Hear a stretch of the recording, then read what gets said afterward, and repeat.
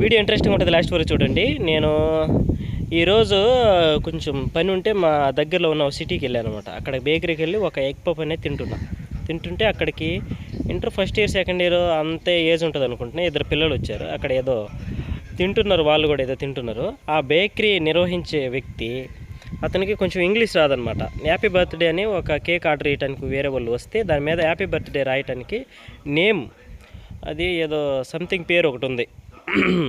ఆ పేరు ఒక నిహారికనో లేకపోతే ఏదో ఒక పేరు, ఆ పేరు రాయమని వాళ్ళని పిలుస్తుంటే ఒకరు వెనక్కాడుతున్నారనమాట.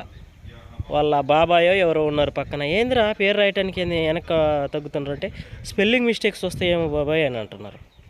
Inter first year second year చదువుతున్నారు.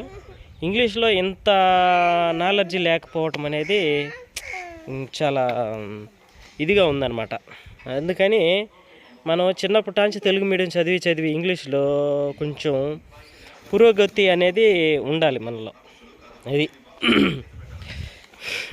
నాకే నవ్వు వచ్చిందనమాట. ఇంటర్ సెకండ్ ఇయర్ అని ఒక నేమ్ కరెక్ట్గా రాయలేని స్థితిలో ఉన్నారనమాట మన స్టూడెంట్స్. అంటే అందరినని కాదు, కొంతమంది ఇలా ఉన్నారు. అదే విషయం. ఇంగ్లీష్ మీడియం అనేది ముఖ్యం. ఇంగ్లీష్లో స్టూడెంట్స్ చదువుకోవటం చాలా ముఖ్యం అనమాట. అది ఈ కంట్రీ కాదు, అదర్ కంట్రీస్ మనం ఏదైనా వేరే కంట్రీస్కి వెళ్ళాలనుకుంటే ఇంగ్లీష్ అనేది బేసిక్ మనకి.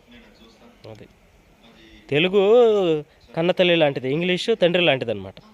అది నా వీడియో కానీ మీకు నచ్చినట్లయితే లైక్ చేయండి, షేర్ చేయండి, సబ్స్క్రైబ్ చేయండి.